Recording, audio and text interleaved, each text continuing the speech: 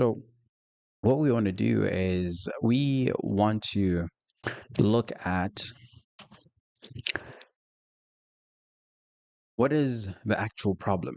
So right now, as we look at this, right, we this is what I've mentioned is because we have social media, which is in itself, I can't say that it's bad or good, just like most things.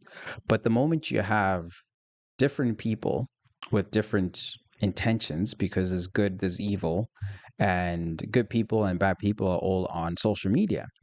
And a lot of times you find people who tend to speak about scripture and they share scripture, but it's also shared in a way that it's supposed to get people enraged and it's supposed to get people to react in a certain way.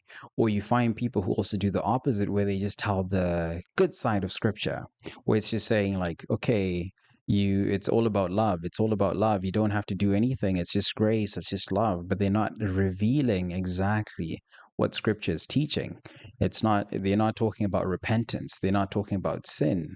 So those things also leave us in a place where we kind of have secondhand understanding of scripture, because at that point we're looking at information in a way that we're isolating stories and different verses to fit into our own lens, our own view, or what we believe to be true.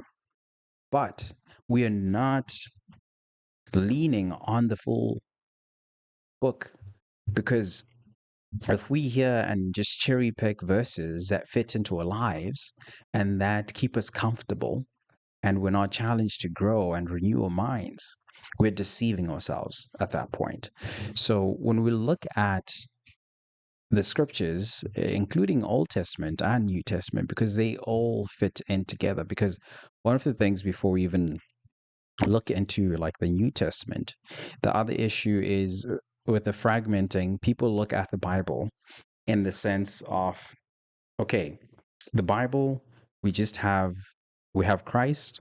Christ appears in the New Testament. I'll just read the New Testament.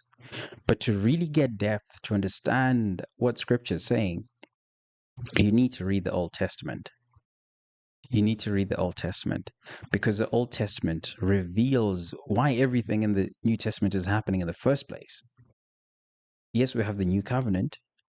Yes, Christ comes in the second half of the Bible. But the most important thing is to understand why it's all happening. Why did Christ have to come in the first place? What was happening before?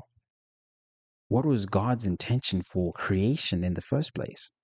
Because if we don't have answers to that, and we don't understand where the story is going, we just kind of go and go in different directions, and we're kind of like going in a direction where it's aimless. And people tell you like, hey, like I feel like my faith is slipping. Because I promise you, the moment you understand the full picture and what God intended, it's going to be very hard for you to just let go of faith. You'll realize more and more that you need Jesus, and that you need to pray, and that you need to read your Bible. The moment you understand the depth from old to new, like understand the purpose, understand what was going on, and understanding the fight, the battle between the good and evil.